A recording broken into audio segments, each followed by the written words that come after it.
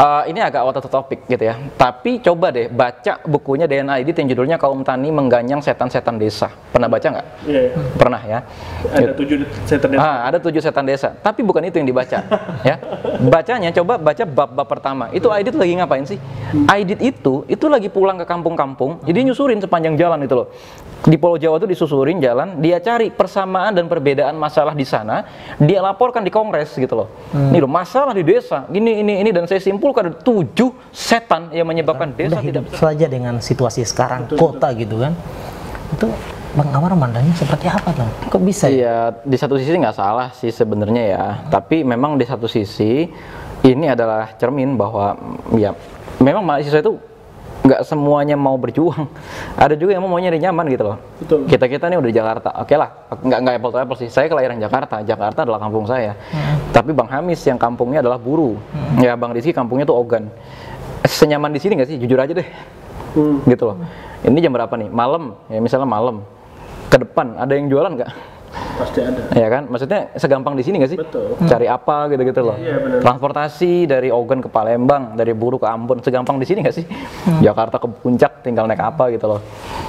Satu sisi itu, tapi balik lagi organisasi ekstra kampus itu membuat kita mengerti di desa tuh masalahnya apa gitu loh. Dan kita akhirnya punya daya juang, kita punya infrastruktur. Betul. Gitu loh.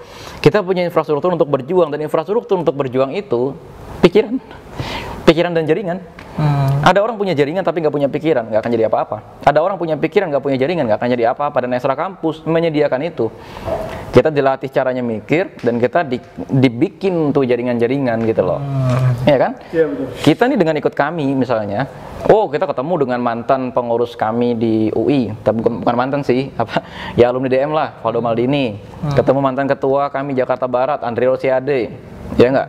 Ketemu dengan mantan ketua PP kami misalnya, Andriana gitu kan. Ya ketemu wali kota Sukabumi yang tadinya pengurus kami Sukabumi, Ahmad Fahmi dan lain-lain sebagainya. Itu loh jaringan itu yang kita punya. Itu sebenarnya. Betul. Artinya jadi betul tadi. Kadang-kadang memang teman-teman yang di rantauan kayak saya misalnya kan, atau kayak Bung Hamis ini bisa jadi kan ada kegelisahan tersendiri ya untuk pulang. Memang ada momen-momen tertentu. Kita ada rencana pengen balik gitu kan. Tapi momen-momen tertentu bisa jadi kan teman-teman yang lain kan mikirnya seperti itu, mempersiapkan infrastruktur terlebih dahulu kan. Karena konyol juga Bang. Kita pulang misalnya, sedangkan kita nggak punya power, kita nggak punya apa-apa ya, tetap aja dibawa kendali orang gitu kan. Itu satu hal ya. Kemudian juga berbicara tentang ekstra kampus ini kan, kabarnya dan bisa jadi kan ini kita juga melihat dan merasakan rekan-rekan nggak tertarik lagi, mahasiswa nggak tertarik lagi, bener ya menurut? Siapa? Mahasiswa bukan nggak tertarik sama ekstra kampus. Mahasiswa itu cuma nggak tertarik dengan platform ekstra kampus yang udah ketinggalan zaman, gaya senioritas gitu loh, sama bentuk kaderisasi gitu-gitu aja gitu loh. Contoh, ekstra kampus itu kuatnya di mana sih? Dia mampu melihat apa yang merugikan dari masyarakat, akan tetapi tidak bisa disuarakan oleh partai lantaran si partai itu sudah mendukung si presiden atau partai itu adalah partai pendukung bupati. Maka ekstra kampus hadir di tengah-tengah itu untuk menjadi amplifier gitu loh. Penyambung lah gitu ya. Bukan cuma penyambung, jadi senjata masyarakat. Iya, mengubah. Jadi game changernya itu ekstra kampus gitu loh. Tapi ternyata sekarang ekstra kampus terjebak gitu loh. Ente ini masih mahasiswa, malah bersikap seakan-akan jadi pengusaha gitu loh. Ada juga yang seolah-olah elitis gitu. Nah, seolah-olah sudah jadi elit. Ente ini masih mahasiswa kok berpikir seperti ketua partai sih. Ntar dulu gitu loh. Gitu loh. Contoh, jujur aja deh, ketika kita bikin konten ngeritik pemerintah, itu kalah jauh, nggak on point, nggak on moment dibandingkan dengan Bintang Emon bikin konten ngeritik pemerintah. Bintang Emon tuh pelawak loh, komika loh. Sendiri dia? Sendiri. Jelek, nggak dikasih editing apa-apa, baju juga baju biasa aja gitu loh. Tapi viral. Dia ngeritik masalah Kanjuruhan, dia ngeritik Omnibus Law, dia ngeritik ini itu dan lain-lain sebagainya. Kenapa kita nggak bisa begitu? Karena kita terjebak dengan senioritas dan lain-lain sebagainya gitu loh. Semua orang di kami itu mau ngomong, gayanya ngomong itu Fahri Hamzah semua. Gaya ngomong ala Fahri Hamzah itu udah nggak laku di zaman sekarang. Gitu loh. Bisa nggak sih kita menyampaikan dengan bahasa yang sedikit lebih praktis gitu loh? Iya kan? Contoh. Ya contoh, ente berdua orang hukum, ya kan? Ente berdua orang hukum. Bisa nggak sih menyampaikan soal omnibus law dengan bahasa yang enak gitu loh? Bisa nggak sih ente menyampaikan kritik kepada negara, persoalan minyak sawit, persoalan minyak bumi dan lain sebagainya dengan bahasa seenak Panji Pragiwaksono, tapi seserius Najwa Shihab gitu loh? Bisa nggak sih? Jadi jangan tampilnya itu maunya kayak pejabat aja. Masyarakat butuh narasi itu gitu loh. Mau kita aksi BBM sampai aksi jalan mundur, kayak aksi dorong kendaraan, capek doang. Karena apa? Masyarakat itu nggak mendapatkan impact gitu loh. Dan bukan impact ya. Kalau impact dapat pasti, tapi nggak mendapatkan informasi yang jelas. Tuntutan lo tuh apa sih gitu loh? Lo tuh mewakili gua nggak sih? Gitu loh. Sendiri gitu. Iya. Misalnya Bang Rizky ya pulangnya ke Ogan. Di Ogan ngelihat, oh ada petani sawit, petani itu gitu kan, halang sama regulasi pupuk apa dan lain sebagainya. Suarain dong. Iya, betul. Nyuarainnya bagaimana? Bikin rilis. Udah nggak ada yang baca yang rilis itu, udah rilis bahasanya berat dan lain sebagainya. Ngomong jadinya. Ngomong aja dengan bahasa yang ringan, singkat-singkat, nggak usah bikin maka dengan ini pengurus bla bla bla. Iya, ribet amat sih bahasa. Kurang lebihnya gitu. Iya, dengan cara beginilah. Iya, dengan cara beginilah, itu kan santai gitu ya, kan. Ini betul rekomendasi juga buat pengurus wilayah sama pengurus daerah bikin podcast juga. Iyalah. Di daerah mereka ya. Iya, ketua kami udah selebgram lu. Lu ngapain? Maksudnya lu ngapain sih gitu? Aksi-aksi, bukan aksinya, tapi maksudnya rilisnya kok begitu-gitu aja sih? Iya, benar-benar. Gitu loh, rilisnya kok begitu-gitu aja gitu. Atau gini, dibuat rilis, taruh rilisnya, dipasang kamera, lalu ngomong gitu ya kan? Ya boleh lah, ala Mata Najwa gitu kan. Tapi dengan jangan bahasa yang jelimet. Iya. Gerakan mahasiswa sekarang, ih kelamaan lu ngomong apaan sih? Lu ngomong apaan sih gitu? Masalahnya kita ini kan sudah terfermentasi tadi. Kalau kita menggunakan bahasa yang bahasa dewa kan, itu tambah keren. Gimana itu, Bos? Gini loh. Contoh. Saya sekarang sering banget ke Balai Kota DKI Jakarta. Itu tiap hari itu ada yang demo. Itu nggak ngerti saya yang demongin itu apa, karena pas tiap kali demo yang seru apanya, hidup mahasiswa, hidup ini, hidup itu. Oke, lu hidup. Tapi lu mau ngomong apa sih gitu loh? Betul. Lu mau ngomong apa sih gitu? Tapi ini bukan perspektif karena abang sudah jadi pejabat bukan ya? Oh enggak, pejabat apa? Enggak, itu maksudnya gini loh. Lu mau ngomong apa sih? Masyarakat ngerti nggak sih apa yang lu ngomongin? Benar. Ya gitu loh. Terus itu ya termasuk juga ini autokritik buat kami gitu loh. Banyak acara-acara nasional di kami yang akhirnya gagal eksekusi. Men, lu bayangin gitu loh. Ini nanti acara di Kaltim misalnya. Apa ada Kornas ya? Rapimnas. Nah, Rapimnas di Kaltim misalnya. Lu bayangin orang dari NTT itu pengurus PW NTT, pengurus PW Papua, pengurus PP Maluku, datang ke situ ongkosnya berapa? Betul. Begitu ke situ yang dibahas apa? Kira-kira relevan nggak dengan ya terserah yang dibahas apa gitu. Tapi ini gunanya sebenarnya, saya nanya. Siap. Relevan nggak sih dengan ongkos yang udah mereka habisin, bolak-balik bisa 8 juta loh. Apalagi orang Papua. Itu bolak-balik 8 juta. Mereka pulang gitu bawa apa? Mereka jadi tahu nggak, oh IKN tuh begini, ini tanahnya milik ini. Bisa nggak tim di sana atau tim pengurus pusat gitu loh. Cari itu fotokopi surat-surat tanah itu di IKN punya siapa? Lu carilah gimana caranya, gampang kok. Itu kan. Ketemu sama kepala desa Sepaku atau ketemu sama camat Sepaku, ketemu sama camat di Penajam Pasir Utara dan lain sebagainya. Dan fun fact-nya, yaitu Bupati Penajam Pasir Utara kan ditangkap. Ya kan? Cari dong tuh kenapa ditangkap. Jangan-jangan dia nggak setuju sama IKN, jadi ditangkap. Atau sebaliknya, dia setuju IKN tapi memang kotor dong. Wah, seru tuh. Itu tuh, dan itu disampaikan aja dengan bahasa yang ringan-ringan. Jangan kalah dong sama Sifrun gitu loh. Jangan kalah dong sama siapa sih? Abdur Arsyad misalnya. Abdur Arsyad kader kami sih. Maksudnya gini loh, itu Abdur Arsyad menyampaikan dengan bahasa yang sederhana banget, tapi nyampe, betul. Masuk. Gitu kurang lebih ini kan berkaitan ya dengan narsum kita yang dahulu gitu ya, sebelum ini. Sebelum menyampaikan bahwa ya kurang lebih transformasi gerakan kita harus beralih dengan kondisi ya sebagaimana hari ini. Lalu organisasi misalnya kami ini jangan kemudian terjebak pada pembahasan program kerja saja organisasi. Tapi juga memang ya kurang lebih kita membahas soal masalah trending gitu ya. Kita bahas trending gitu. Kita buat sesuatu yang memang itu kurang lebih orang lirik. Kenapa ini kami ini menyoroti ini gitu. Nah, itu buat dia. Trending gitu. Jadi dengan cara yang menarik gitu loh. Udah jangan lagi lu teriak-teriak hidup mahasiswa. Iya lu hidup. Lu hidup. Terus lu mau ngomong apa gitu loh.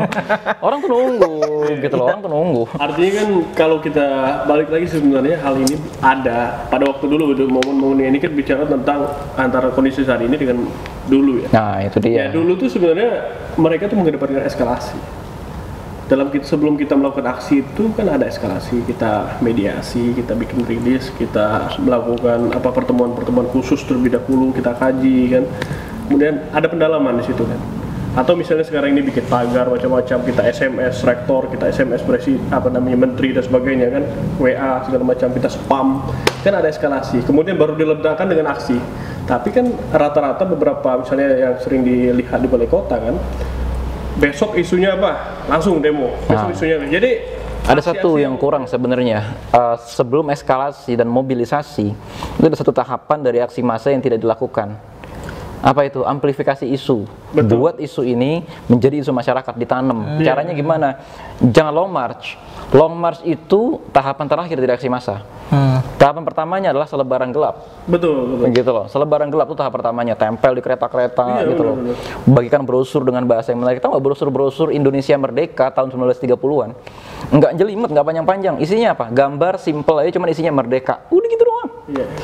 Ya artinya kan itu bicara soal propaganda, propaganda, kemudian juga agitasi. Ya memang karena memang itu kan strategi manajemen aksi Manajemen semua. aja, cuman sekarang itu nggak dijalanin. Artinya kan sebenarnya eskalasi yang demikian itu ada, tapi bisa jadi kan nggak dipahami lagi, atau kita nggak disesuaikan dengan kondisi saat ini. Gitu. Oh, bukan, atau jangan sampai kemudian ada pergeseran gerakan. Dari yang moral kemudian menjadi ya, minis gitu, praktis. Jangan sampai gerakan. Jadi gini ya, organisasi Karena ekstra misalnya tadi kampus hampir itu hari-hari itu kan orang muncul dengan demo dan tuntutannya berbeda-beda kan, dan besoknya hilang lagi. Gerakan mahasiswa itu bukan gerakan mobilisasi ya. Betul. Harus dibedain. Gerakan mahasiswa itu gerakan pengkaderan. Betul. Gitu loh. Nah, cuman di satu sisi gini loh, kalau kita tuh gerakan mahasiswa ya tampil sebagai lembaga filantropi, kalian akan kalah dengan lembaga zakat. Betul. Kalau tampil sebagai lembaga aksi, kalian akan kalah dengan parpol. Kalau tampil sebagai lembaga riset, kalian akan kalah dengan lembaga survei.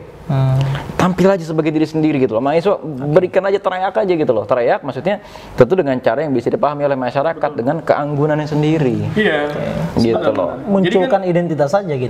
Jalan dengan Jadi kan identitas memang sendiri. ada pembeda antara aksi yang dilakukan oleh ormas ya, ormas yang tiba-tiba punya taste-nya sendiri gitu kan, untuk menunjukkan bagaimana kita ini bersikap.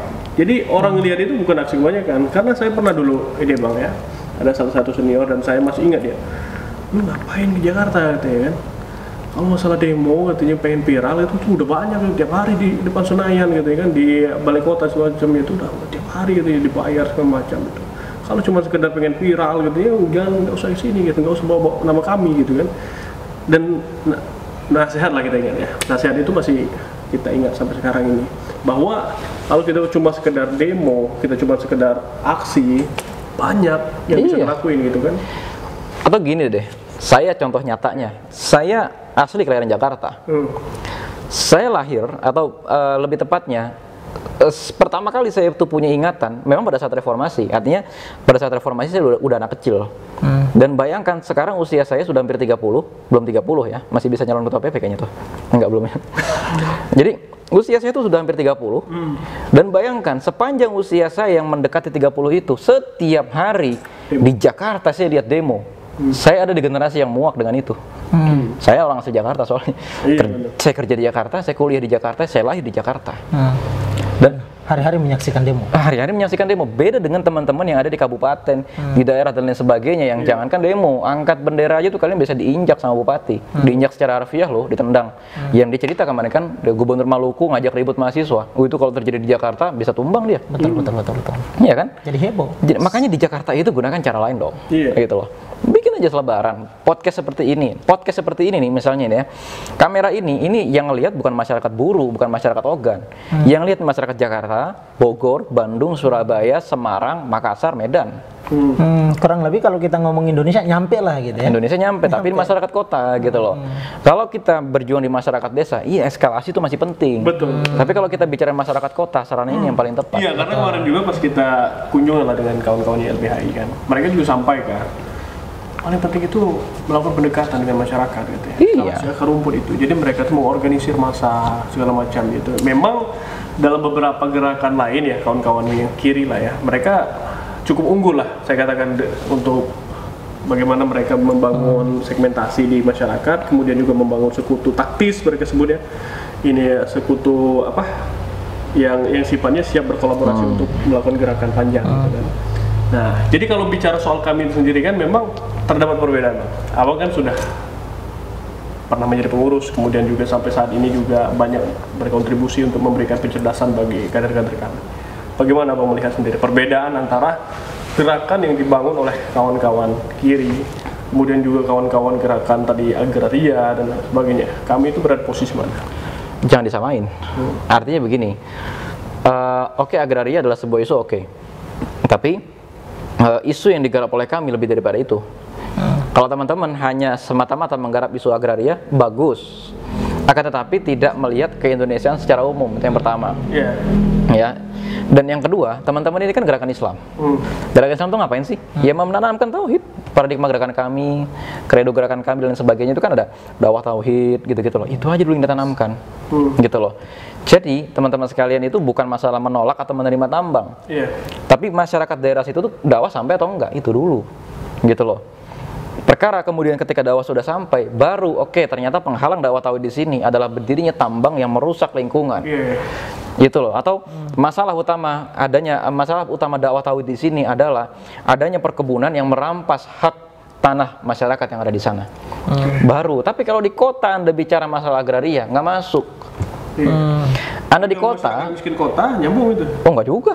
Lah masyarakat miskin kota KTP mana? Lah, bagi orang saya pembayar pajak, saya orang kota. Kalau saya jadi wali kota di entahlah ya Jabodetabek, Jakarta dan sebagainya, Anda bisa bilang saya zolim. Tapi kalau saya jadi wali kota di Jakarta, ya, saya akan tanya Anda KTP mana yang tinggal di gerobak. Ya kan?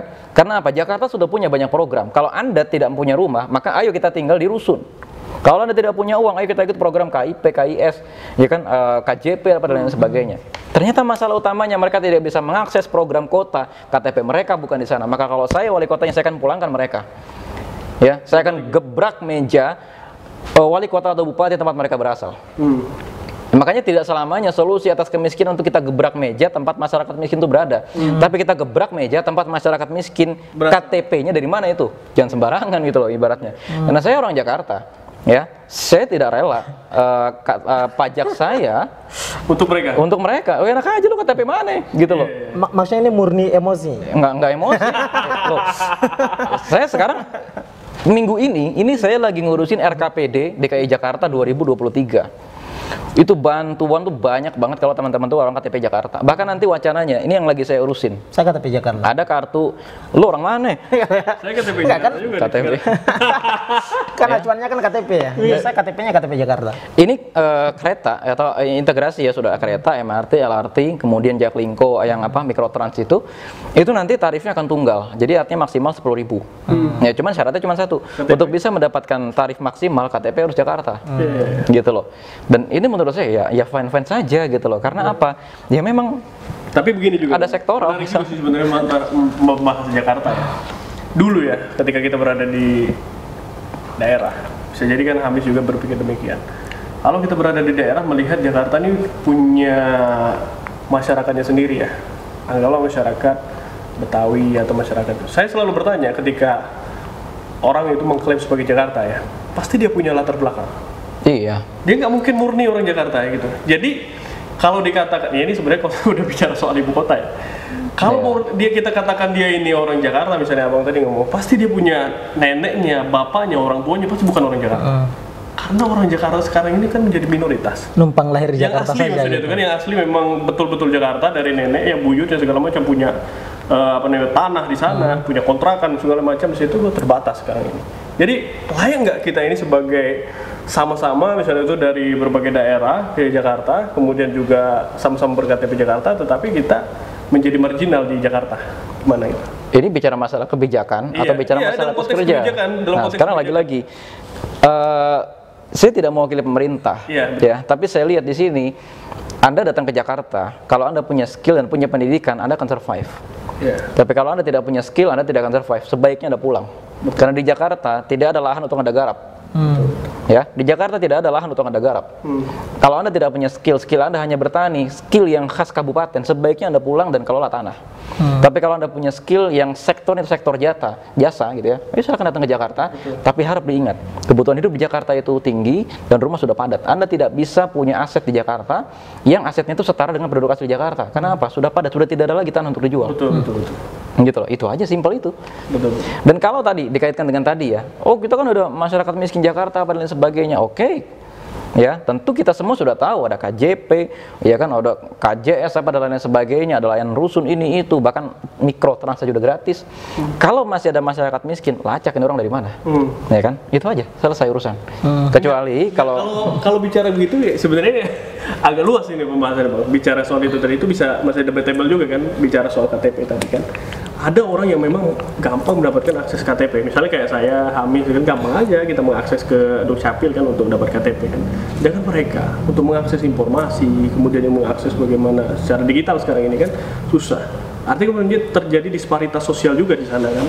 saya kira kalau susah, mungkin pendapat Mas Rizky itu mewakili pendapat orang yang tidak asli Jakarta dan baru sekian bulan di Jakarta. Betul. Tapi bagi orang asli Jakarta sudah ada solusi. Oh, saya jadi kayak pendukung Anies ya, padahal bukan. Dengan Alpukat Betawi? Bukan. Dengan Jaki sudah selesai urusan. Satu itu. Yang kedua, ada layanan Ajib namanya ya. Itu intinya ente kalau ngurus usaha apa segala macam didatengin ke rumah. Untuk masalah Dukcapil apa dan lain sebagainya itu lewat RT RW. Nah, makanya yang susah bagi penduduk pendatang. Karena bagi penduduk pendatang tentu RT RW-nya nggak kenal. Betul. Itu aja masalahnya kan. Tapi bagi penduduk asli sudah susah. Apalagi dia nggak jelas juga, berpindah-pindah nomaden ya. Ya nomaden yang ngontrak apa segala macam ini susah gitu loh. Tapi kalau bagi orang yang punya rumah di sini, punya tanah di sini, orang tuanya orang sini udah enak aja. Makanya kalau kita bicara ini perjuangan ekstra kampus di kota itu nggak kayak perjuangan ekstra kampus di daerah. Betul. Oke, disparitas kota besar itu tinggi, tapi tidak relevan buat Jakarta karena program sudah banyak. Tapi kalau Anda bicara Surabaya, Anda bicara Solo yang angka kemiskinan lumayan tinggi, Anda bicara Medan itu baru relevan, gitu loh. Makanya lihat deh, organisasi ekstra kampus harus bisa beradaptasi dengan munculnya kota-kota metropolitan yang besar sekali. Isu apa sih di sana digarap? Betul. Anda sudah nggak relevan kalau Anda bilang masyarakat miskin perhatikan dong. Di kota-kota besar diperhatikan kok. Yang relevan tuh bicaranya apa? Kembali ke desa semuanya. Yang orang-orang yang bukan KTP kota tersebut, silakan garap tanah lagi di desa. Karena apa? Karena Anda di sana cuma ya Anda bingung lagi nyari kerjaan, sedangkan Anda skillnya bertani. Anda berharap apa di kota? Tapi ini tadi ya, benar juga bicara soal pulang aja. Bisa jadi kan ini pilihan ya. Bertahan di kota dengan akses yang gampang tadi ya. Kemudian balik ke desa, sedangkan mereka tidak punya lahan juga untuk digarap. Kan itu dilematis juga. Inilah tugas ekstra kampus untuk gebrak itu meja bupati loh. Betul. Gitu loh, gebrak aja tuh meja ketua-ketua parpol yang ada di sana. Betul. Saya bilang gini, kalau demo nggak mempan ke bupati sebenarnya, kemana yang mempan? Kantor-kantor partai. Orang kebijakan di linknya di sana kok. Iya, betul. Iya kan? Iya, bupati cuma gitu-gitu aja. Ya. Yang mengesahkan aturan adalah mereka. Iya, yang mengesahkan aturan anggota dewan apa dan lain sebagainya. Oke lah, ada bupati memang super power, tapi kita tuh harus analisis isu memang. Ini titik masalahnya itu ada di bupati, di partai, di anggota dewan, atau ada orang di luar pemerintahan yang kemudian ternyata mengendalikan. Apa itu perusahaan misalnya, militer, swasta gitu ya, swasta misalnya. Ya, betul. Jadi teman-teman semua, menarik diskusi kita. Sebenarnya kalau bicara soal Jakarta tadi, ini berbicara tentang karakter gerakan antara masyarakat kota dengan juga masyarakat yang ada di daerah atau mahasiswa yang ada di daerah. Tentu terjadi perbedaan-perbedaan. Bang Amar ini sebagai orang yang memang dari lahir kemudian juga mengamati perjuangan-perjuangan para mahasiswa dulu ataupun para aktivis dulu sampai sekarang ini beliau terlibat masuk ke dalamnya kemudian menceritakan bagaimana kondisi Jakarta tentu berbeda dengan kita gitu. Nah jadi kalau kita hubungkan lah, kita tarik benang merahnya misalnya dalam konteks keindonesiaan, artinya kan kita tidak segmentasinya bukan cuma sekedar daerah, bukan kota, bukan daerah. Untuk kader kami sendiri, apa kontribusi yang bisa kita berikan setelah pasca kami? Oke ya, pasca kami ya, satu teman-teman pulang gitu ya, bangun daerahnya ya, atau ya misalnya orang-orang Jabodetabek udah nyaman kuliah di Jakarta, pulanglah ya, pulang. Untuk apa bangun daerah? Nah ini makanya kemarin saya deklarasi Gerakan Negeri Buku itu ya orang-orang terutama memang tulang utama itu anak-anak kami memang daerah-daerah itu. Mereka yang dari kampus pulang bikin perpustakaan, saya kirim bukunya dan lain sebagainya. Dan mereka tinggal kita drive dari jauh aja karena mereka udah sepaham dengan kita. Betul. Masyarakat di sana tuh masih buta huruf, ya kan? Kalaupun tidak buta huruf, buta literasi. Kalaupun tidak buta literasi, buta bisnis. Kalaupun tidak buta bisnis, buta politik. Gitu loh, itu yang perlu kita garap. Betul. Tahu nggak politik uang terjadi di mana? di desa. Desa, benar. DPT, daftar pemilih tetap Indonesia, paling besar di mana? Desa. Makanya perebutan bupati atau perebutan jabatan paling seru bukan di kota, di desa. Kenapa? Di kabupaten ada tambang, ada lahan pertanian gitu-gitu loh, ada pembangunan ini itu. Di kota gitu-gitu aja. Iya, betul. Makanya rata-rata di kota, ya mungkin angka korupsi tidak setinggi di desa, ya. Di kota itu angka punglinya mungkin tidak setinggi di desa. Di kota itu mungkin tadi karena masyarakat sudah cerdas dan lain-lain sebagainya kan, pembangunan bisa lebih cepat terlaksana. Tapi di kabupaten itu yang jadi masalah. Ya artinya kan kita ini harus disebar lah, diaspora. Sebar, pulang. Ya. Pulang. Artinya kuncinya begitu kalau dari Bang Amar ya. Jadi betul juga, saya sepakat juga memang. Ya memang gimana? Emang kalau soal masalah konteksnya adalah pengabdian, memang pengabdian yang paling sesungguhnya dan yang paling terutama dari yang paling pertama gitu ya, ya adalah daerah. Ya pulang, pulang. Karena kita juga sih sebenarnya mau jadi apa juga kalau bukan berarti kita menihilkan gerakan kita dibangun di kota. Itu dia. Ketika kita sudah berada di kota, sedangkan identitas kita sebagai masyarakat daerah, kita nggak bakal dapat posisi. Betul. Kita mau jadi apa? Ya mungkin dapat tergantung siapa yang bawa sih. Iya, maksudnya itu dalam posisi jabatan politik ya. Jabatan politik. Kecuali kalau kita punya layer di belakang tadi ya. Siapa misalnya pemodal dan macam-macam itu.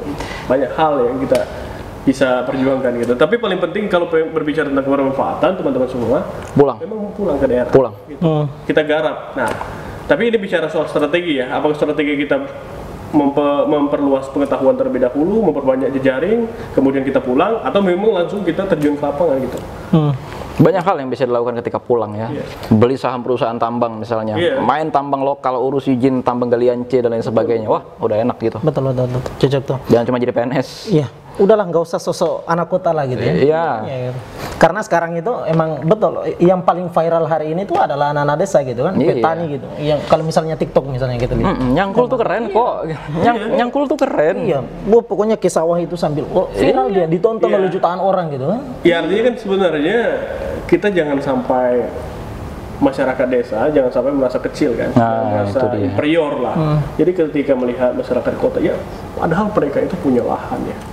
Saya pernah ini fakta sih sebenarnya teman-teman waktu sekolah dulu kan, waktu kuliah, waktu ya lebih banyak tuh waktu di kampung ya. Mereka punya lahan, punya bisnis, punya apa di kampung ya, orang tuanya ya. Tapi anaknya disuruh merantau. Nah itu dia saya. Merantau itu bukan kita mengecilkan pekerjaan ya, pekerjaan banyak memang bagus lah. Ini bicara soal perspektif. Tapi kerja di restoran, jadi security segala macam.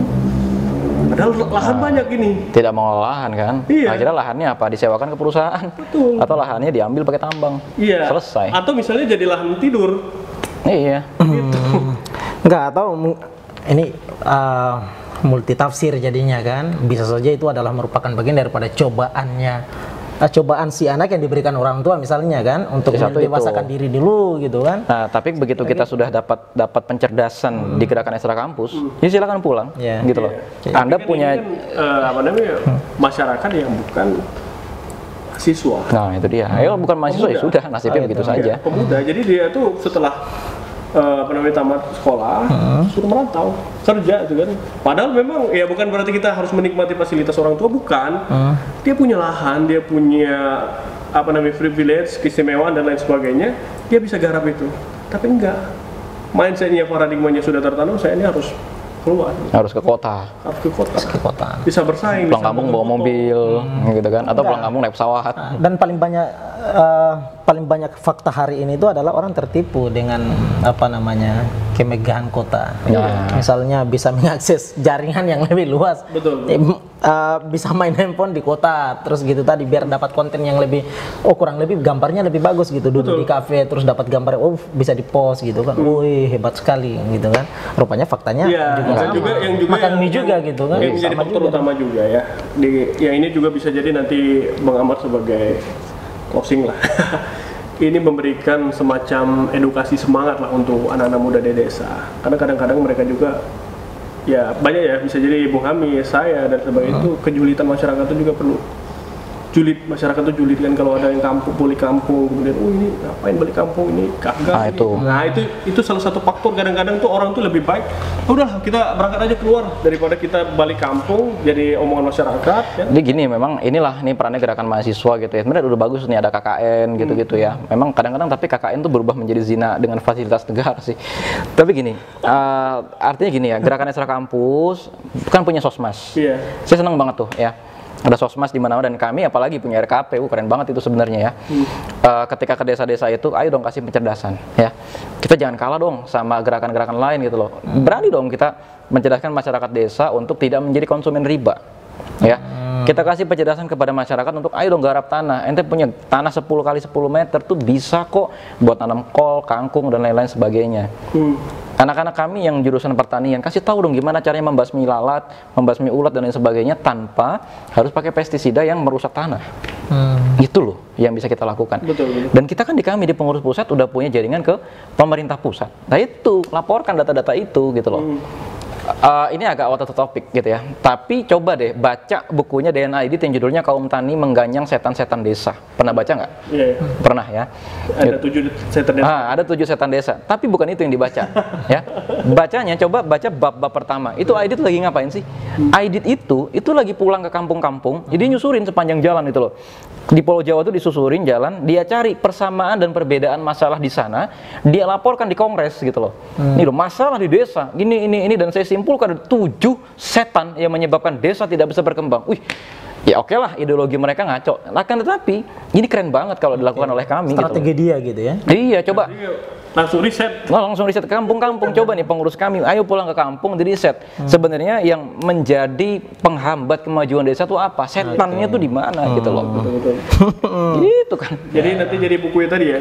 Mana bukunya? Iya, jarang-jarang kan di pengurus pusat kami bahasannya kaum tani mengganyang setan-setan desa. Ya artinya kan memang diskusi-diskusi di forum-forum tertinggi nanti berbicara tentang solusi apa yang bisa kita tawarkan kepada masyarakat kan. Kita ngambil isu.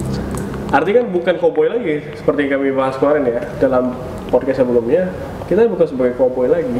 Bukan tiba-tiba misalnya kayak pahlawan kesiangan, masyarakat ini udah selesai nih bro, isunya udah lewat. Tapi memang kita by riset, oh ternyata persoalan ini itu tetap relevan kapanpun ya, bang. Itu kira-kira. Kisip. Ya, apalagi kira-kira bang? Itu aja kalau udah. Ya udah. Jangan diperpanjang periodenya kayak presiden aja. Ya teman-teman semua, itu tadi. Jadi kalau bicara tentang generasi milenial ya, yang menjadi mayoritas ya sekarang ini sebagai pemilih di Indonesia, ini jangan sampai dibenturkan lah antara generasi tua dan generasi muda, jangan sampai dibenturkan, jangan sampai masuk kepada proksi luar tadi kan. Ya.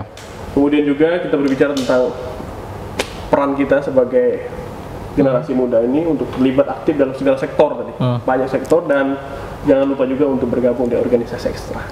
Saat memiliki nasib sebagai mahasiswa ya luangkan. Iya, sangat beruntung sih sebenarnya. Penting, apalagi beliau ini kan kaya akan pengalaman ya, pengalaman di kampus, kemudian juga pernah menjadi imam masjid, imam besar di kampusnya, kemudian juga banyak hal yang bisa digali dari beliau. Nanti teman-teman bisa undang beliau. Baik, terima kasih teman-teman semua. Kurang lebih begitu bang. Ya. Atau masih mau kita lanjut? Udah. Ya, mudah-mudahan nanti Anda bisa main ke Pulau Buru lah. Datang dari suatu kota lah, ke kota sini, ke ibu kota. Iya. Jauh lah perjalanan. Jauh. Itu yang wali kotanya suka nyanyi di lampu merah itu. Oke, baik teman-teman semua. Oh ya, teman-teman sekalian gini ya, buat teman-teman mahasiswa baru gitu ya, jangan lupa gabung kami gitu ya. Kalau sudah gabung aja lagi karena barangkali udah mau keluar. Terus dan buat teman-teman di sini yang AB1 ya segera DM2 ya, segera DM2 baca ini buku-buku banyak nih ya. Ada baca buku-buku baik itu yang terbitkan oleh kami maupun buku-buku yang memang direkomendasikan di mana tugas baca. Dan yang sudah AB2 jangan kelamaan, buruan DM3 ya. Dan pulang DM2, pulang DM3 jangan cuma bawa pulang teman japrian baru, akan tetapi ya pulang bawa ilmu dong ya, bawa gagasan baru dan jangan sibuk dengan konflik internal segala macam.